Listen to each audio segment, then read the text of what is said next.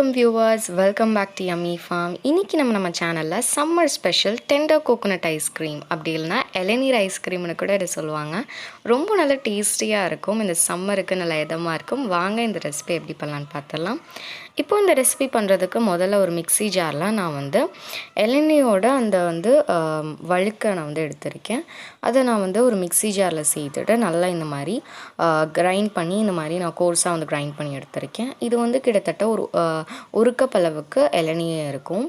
இப்போ இந்த சைடு நம்ம விப்பிங் க்ரீம் பீட் பண்ணிடலாம். நான் இன்றைக்கி 3/4 கப் அளவுக்கு விப்பிங் க்ரீம் எடுத்திருக்கேன். விப்பிங் க்ரீம் இல்லாமல் உங்களுக்கு இந்த ரெசிபி வேணும் அப்படின்னா கண்டிப்பாக நம்ம கீழே கமெண்ட்ஸ் பாக்ஸில் கேளுங்க. உங்களுக்கு விப்பிங் க்ரீம் இல்லாமல் ரொம்ப ஈஸியாக எப்படி ஐஸ்கிரீம் செய்யணும்னு சொல்லிவிட்டு அந்த வீடியோ நான் உங்களுக்கு கூடிய சீக்கிரம் அப்லோட் பண்ணுறேன். இப்போது இந்த விப்பிங் க்ரீமை நம்ம ஒரு எலக்ட்ரிக் பீட்டர் வச்சு நல்லா இந்த மாதிரி பீட் பண்ணி எடுத்துக்கோங்க. இது கிட்டத்தட்ட ஒரு 5 மினிட்ஸ் ஆகும். ஸோ பார்த்தீங்கனாலே உங்களுக்கு தெரியும். இது கொஞ்சம் ஒரு சாஃப்ட் பீக்ஸ் வர வரைக்கும் பீட் பண்ணதுக்கப்புறமா நான் இதில் ஒரு 1/2 கப் அளவுக்கு சுகர் எடுத்திருக்கேன். உங்களுக்கு குயிக்காக இது பீட் ஆகணும்னா நீங்கள் பவுடர் பண்ண சுகர் கூட எடுத்துக்கலாம். பவுடர் பண்ண சுகர் எடுக்கும்போது நீங்கள் 3/4 கப் எடுத்துக்கோங்க. நான் பவுடர் பண்ணாத சுகர் ஒரு 1/2 கப் எடுத்திருக்கேன். இப்போ நம்ம இதை இந்த மாதிரி நல்லா பீட் பண்ணி எடுத்துக்கலாம்.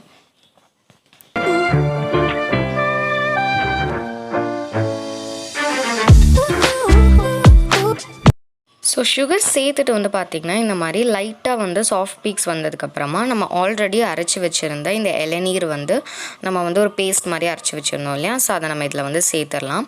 நம்ம இந்த இளநீர் அரைக்கும்போது ரொம்ப நைஸ் பேஸ்ட்டாக அரைக்கணும்னு சொல்லிட்டு அவசியம் இல்லை.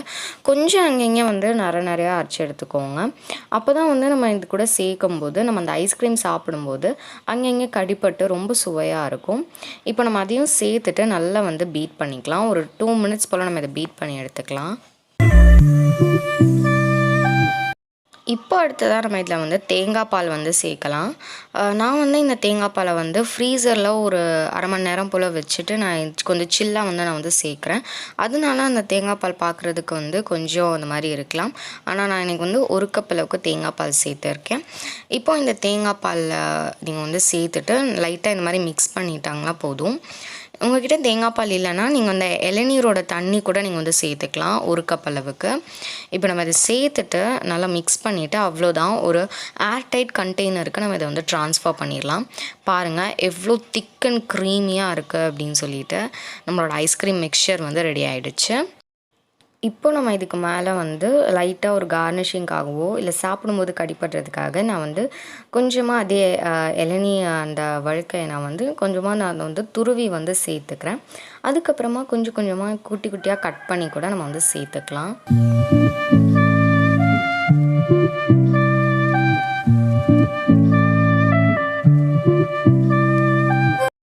இப்போ நம்ம இதை மூடி போட்டு மூடிட்டு கிட்டத்தட்ட ஒரு 8 ஹவர்ஸ் வரைக்கும் நான் இதை ஃப்ரீசரில் வச்சிட போகிறேன். ஒரு நைட் ஃபுல்லாக நீங்கள் வச்சுக்கலாம். அப்படி இல்லைனா ஒரு 8 ஹவர்ஸ் ஃப்ரீசரில் வச்சுடுங்க.